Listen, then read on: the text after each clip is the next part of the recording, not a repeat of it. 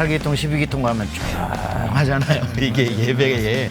그 전에 예배에 비해서 훨씬 뜨거워졌고 회중들로 하여금 인비테이션. 사실 이게 약간 미국 교회 스타일이죠. 그다음에 바로 헌금 특송 이제 한 명이 나와서 솔로를 하고 헌금을 돌리고 그 마치고 나면은 성가대 찬양이 있으니까 일단 주일 예배를 우리가 한번 좀 얘기를 해볼 것 같으면 교민교회는 주일 예배가 몇 번 있나요? 1부, 2부 두 번 있어요. 1부, 2부가 아이덴티컬리 똑같아요? 아니면은 1부 쪽에는 조금 더 그러니까 거의 예배 형식은 비슷하지만 그런데 1부에는 조금 더 찬송가와 좀 약간 우리도 그래요. 예, 그런 컨셉으로 가고 있고 예. 2부는 조금 더 이게 복음성가라고 하죠.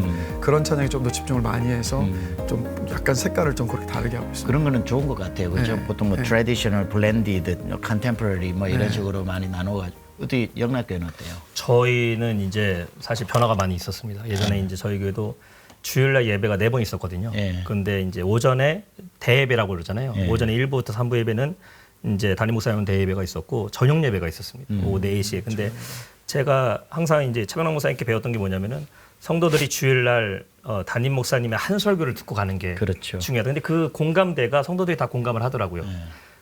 낮 예배랑 저녁 예배 설교를 듣고 서로 다른 설교를 듣고 가면은 물론 이제 저녁 예배는 부목사님들 할 때도 있고 담임 목사님 직접 하실 때도 있지만 성도들이 자체가 남는 거는 결국 저녁 예배 설교가 남거든요. 근데 사실 교회의 예배 중심은 주일날 예배고 뭐 한국 교회에서 가장 대예배가 중요하다 생각할 때에 제가 볼 때 그건 아닌 것 같다. 그래서 뭐 이후에 또 예배에 대한 변화가 많이 있는데 이전에 일단 저희가 4번의 예배가 그렇게 2개가 예배가 다르게 있었다가 제가 이제 담임 목회를 하면서 그것도 세미함께서 배웠던 것 같아요. 1부부터 4부까지 제가 다 설교를 합니다. 근데 비슷하게 1부부터 3부까지 예배는 1부 예배는 오전 7시 반에 시작하기 때문에 모든 예배 형식을 다 지키지 못하고 약식이지만 전통 스타일 예배. 그리고 이제 4부 예배 같은 경우는 컨템포러리 스타일로 경배와 찬양의 시간을 비중을 늘리고 그러나 뭐 기본적인 예배의 순서, 대표 기도라든지 헌금 시간이라든지 말씀 시간은 뭐 그대로 제가 설교를 하겠지만 근데 아까 이제 우리 목사님께서 말씀하신 것처럼 현민교회 같이 저 같은 경우는 전통 예배가 예배 집중도를 무너뜨린다고 생각하기에는 한국 교회는 이미 전통 예배에 익숙하신 성도님들이 많이 계시고 물론 미국 이민교회에서는 컨템포러리 예배가 익숙하겠지만 한국 교회 성도님들은 아직도 교동문이라든지 사도신경이라든지 성가대의 후주와 헌금송이라는 거에 익숙해 계셔요. 오히려 거기에 더 맞아요. 은혜를 받으셔요. 그래서 제가 사실 그 괴리감이 있었습니다. 저는 컨템포러리한 예배를 추구하고 한국에 왔는데 현실의 목회 한국교회에서 하다 보니까 이 부분도 우리가 놓치면 안 되고 무시해서는 안 되겠다. 맞아요. 왜냐하면 여기에 은혜를 더 많이 받으시더라고요. 그래서 예배 종류가 좀 다양하게 있는 게 좋죠. 예, 그렇게 해서 좀 그 대신 몇 가지 이제 부수적인 시간을 많이 잡아먹는 것도 좀 빼긴 했죠. 뭐 교동문과 사도신경 있었다면은 교동문을 생략하고 사도신경은 이렇게 지키고. 우리 같은 경우도 5부 예배가 있는데 1부 같은 경우는 트래디셔널한 건데 그러다 보니까 이제 코로나가 와가지고 이제 성가대 원래 이름은 이제 찬양대가 맞더라고요. 성가대는 그 뒤에 생긴 그 찬양대, 우린 찬양대라고 부르는데 그 성가대가 못 서게 되면서 찬양팀이 앞에 이제 성가대 기능을 해가지고 자연스럽게 트래디셔널한데도 컨템포러리한 블렌디드가 들어오게 된 거예요. 하다 보니 너무 좋아지니까 그건 그대로 살렸고 이제 규제가 이제 회복되면서 찬양대 성가대가 다시 이제 제자리로 들어오기 시작을 하면서 이제 트래디셔널인데 이렇게 볼 것 같으면 찬양 팀도 있고 이것도 있으니까 블렌디드가 됐는데 만족도는 굉장히 높은 것 같고 2부도 똑같아요. 1, 2부가 똑같고 3부는 이제 찬양 성가대가 없어요. 찬양대 중심으로 하고 1부, 2부 같은 경우는 우리 또 침례교회니까 침례교회는 사실 사도신경이라는 건 없는데 사도신경이라기보다는 신앙 고백은 맞겠더라고요. 내가 전 성도들이 모여서 신앙 고백을 하는 건 굉장히 좋겠다 하고 한번 만들어 보니까 다 만들고 나니까 사도신경이더라고. 그러니까 이건 정말 좋은 신앙의 고백이다 해서 신앙 고백하는 게 있고 아까 그냥 나도 생각나니까 말씀을 드리면 근데 이제 교동문 같은 게 나는 이제 하다 보니까 결국 나는 교동문은 없앴어요. 지금 없애면서 항상 교회가 변화될 때 그냥 없애버리면 아쉬워해. 그러니까 대체품이 있어야 돼. 대체품인데 그거는 반드시 더 좋은 거라야 되고 그러니까 공감이 가능해야 되고 그래서 저는 어떻게 했냐면 계속 교동문은 대부분 절기가 아닌 이상 시편을 하잖아요.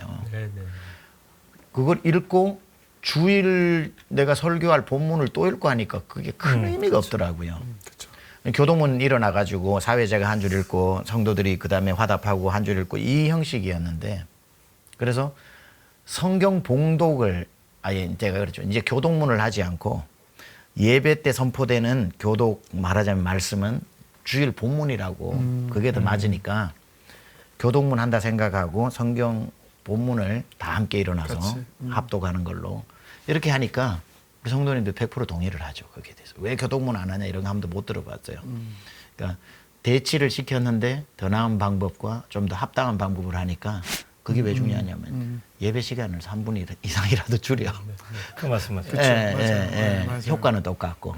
예. 저는 목사님 말씀하셨으니까 저희도 이제 올해부터 뺐거든요 교동문을. 근데 저는 대체품이 아니라 예배 시간이 이제 저희가 7시 반, 9시, 11시, 2시거든요. 너무 타이트하니까요.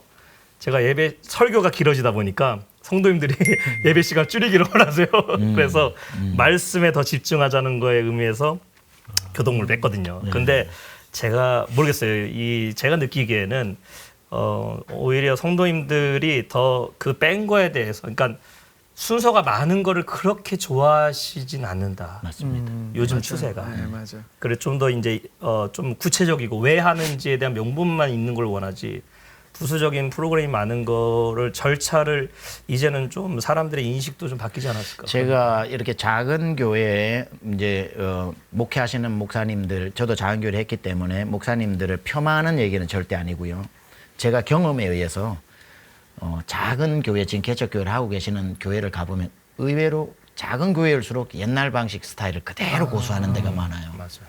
그러면 새로운 분들이 왔을 때 거기에 굉장히 지루함을 느낄 그 내용 자체가 잘못됐다는 건 전혀 아니지만 오히려 훨씬 더 메시지에 집중해 가지고 사람들이 메시지를 확 전달할 수 있는 정해진 시간에 그리고 이왕 부를 때 찬양을 더 뜨겁게 부르면 좋겠는데 작을수록 어떤 그런 찬양 잘 인도하는 사람도 없고 또 그렇죠. 메시지 준비할 시간도 많이 부족한 상태이기 때문에 이 순서에 많이 의존해 버리는 것 같아요. 그러다 보니까 의외로가 주보를 이렇게 보면 복잡하죠. 옛날에 봤던 네, 그 맞아요. 수많은 순서가 다 들어가 있는 경우들이 많은데 그걸 좀 업그레이드 시킬 필요는 있을 것 같아요. 김유한 목사님. 예. 저희 교회 같은 경우에는 이제 원래는 일부 주일날 1부, 2부 하고 이제 오후에 예배가 2시 30분에 3부 예배가 있었습니다. 네. 지금 7월 달부터 3부 예배가 시작됐고요. 제가 와서 1부가 일단은 없고 2부 한 번만 드렸었습니다. 네. 2부 한 번만 드리고 이제 7월부터 3부가 이제 시작이 된 겁니다. 근데 이 부분을 가지고 저희 이제 그래도 리더십들하고 어떻게 해야 될 건가. 저는 이제 아까 고요세 목사님이 이야기한 것처럼 주일날은 그냥 원 메시지로 저 역시도 이제 10여 년 동안 세미한교회에서 그렇게 있다 보니까 그게 너무나 익숙했던 거예요. 주일날 담임 목사님 원 메시지 하나 붙들고 그 굉장히 일주일 동안 중요해요. 힘있게 살아가는 게. 근데 여기 같은 경우에는 그렇지 않았던 거예요. 그러니까 저는 어색한데 다른 분들은 다 이게 익숙한 거예요. 그래서 그렇다고 해서 제가 제 고집을 잡고 뭐 이렇게 할 수는 없고 그래서 일단은 코로나가 풀리면서 점심 식사하면서 일단 코로나 이전으로 가겠습니다. 코로나 이전으로 가겠습니다. 이 얘기는 뭐냐면 제가 이제 오전 설교, 그러니까 대예배 설교를 2편 준비를 해야 되는 상황이 된 거예요. 네, 네. 2부하고 3부가 예, 예. 다른. 그러니까 저녁 예배가 이제 내려온 거니까. 그래서 현재로서는 그렇게 하고 있고요. 교회 어떤 분위기라든지 저희가 조금 개선해야 될 부분들이 있습니다. 예를 들어서 아동부 예배가 주일학교 예배가 지금 오후 1시 반에 있어요.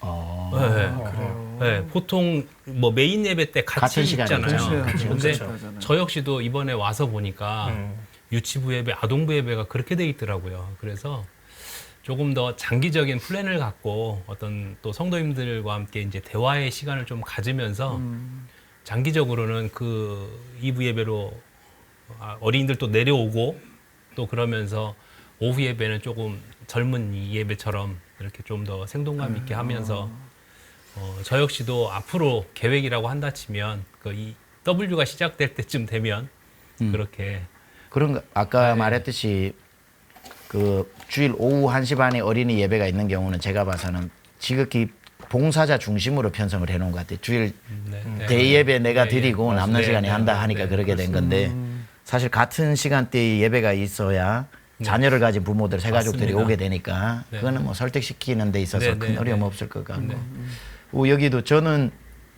지금 한국 교회가 극복 아닌 극복을 해야 되는 게 주일날 낮 예배와 이제 저희 교회 같은 경우는 1, 2, 3, 4, 5부 중에 대예배라는 말이 사라졌어요. 왜냐하면 제일 중요한 말이 네, 네, 용어가 네. 사라졌어요. 네, 다 맞습니다. 중요하니까. 저희도 이제 저녁 예배가 있었는데 음. 아까 강조했듯이 주일날 성도는 원 메시지 한 번을 듣고 가야 된다. 저는 그걸 계속 강조를 했어요.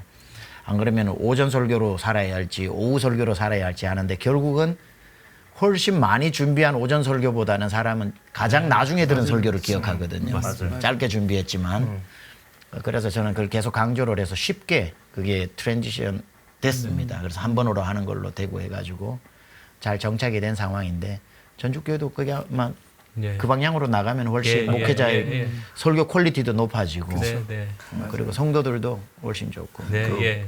목사님 아까 말씀하신 그 대예배 개념의 삭제가 너무 좋은 것 같아요. 왜냐하면은 저희도 이전에 같은 경우 대표 기도를 했을 때 이제 항상 대예배라는 개념이 가장 많이 모이는 시간 그렇죠. 이제 3부 예배거든요. 11시 예배.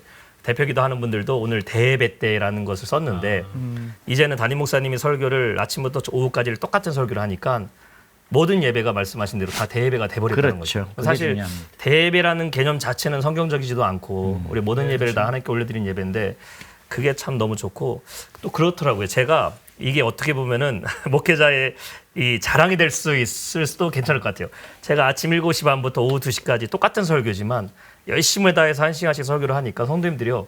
목사님 수고하신다고. 그럼요. 오늘 하루 동안 설교를 그렇게 그러니까 설교를 2편 하는 거나 한 설교를 하루에 4번 이상 하는 거나 성도들이 느끼는 목회자의 열심은 비슷하지 않을까. 저 같은 경우는 처음에 왔을 때 1, 2, 3부 설교를 1부 맨 이른 설교는 부목사님이 하셨고 2부, 3부 설교를 담임 목사님이 하셨고 이제 4부 설교를 청년부 설교니까 청년 담당자가 하셨고 그 시간에 목사님이 들어가셔서 오후 예배 설교를 준비하신 거예요.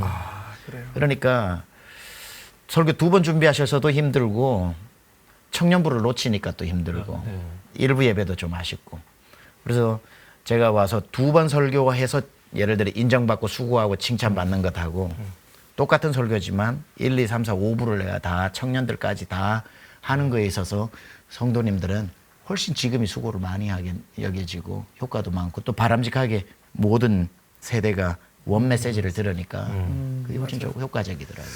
저희 교회는 올해 좀 새로운 시도를 했어요. 새로 한 바퀴를 돌아서 월스핑이 왔잖아요. 어떤 시도를 했냐면 유초동부를 빼고 학생들부터 청년, 장년들까지 동시에 같이 예배를 드리는 거예요.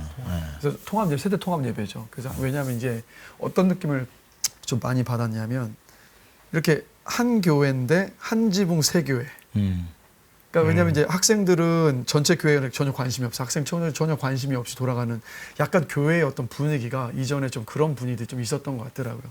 그래서 이제 청년부 같은 경우도 교회에 조금 더 사정 돌아간 것을 알고 깊이 또 그들이 또 교회의 어떤 허리와 같은 중추 역할이 돼서 함께 교회를 좀 세워가고 만들어 가야 되는데 청년 담당 목회자가 있어서 그 청년 담당 목회자가 메시지를 전해서 그들만의 리그가 돼버리니까 점점 멀어지는 것 그런 같더라고요. 게 있어요. 그래서 이 고민을 이걸 어떻게 하면 좋을까? 학생들도 또 동일한 어떤 문제들이 있었고 물론 동시간대 예배를 드리면서 같이 함께 예배를 드렸던 건 맞지만 그래서 올해는 한번 아마도 이게 그러니까 우리 교회 정도 사이즈 되니까 시도가 가능한 것 같아요. 너무 커져 버리면 힘들 것 같고 지금 현재 상태에서 가능하니까 시도를 했는데 지금까지는 그래도 괜찮은 결과들을 보고 있는 것 같아요. 한국은 제가 봐서는 가능한 얘기예요. 일단 아이들이 한국말을 다 알아들어. 그렇죠. 언어는 맞아요. 그러니까 세대 통합이 철만 들면 막 거기서 소리 지르지 않으면 그러면 이제 목회자의 메시지가 좀 이렇게 정확하게 들리고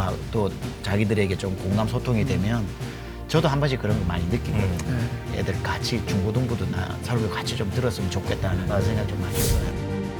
일주일 동안 지난 예배를 생각을 할 때 제일 남는 건 마지막 인상이거든요. 그 전에 예배에 비해서 훨씬 뜨거워졌고 8기통, 12기통 가면 조용하잖아요. 이게 예배에 정해진 찬송가만 부르고 그 참회의 기도만으로 참여하는 것이 아니라 영상 광고가 있고 그다음에 바로 헌금 특송 이제 한 명이 나와서 솔로를 하고 헌금을 돌리고 구독과 좋아요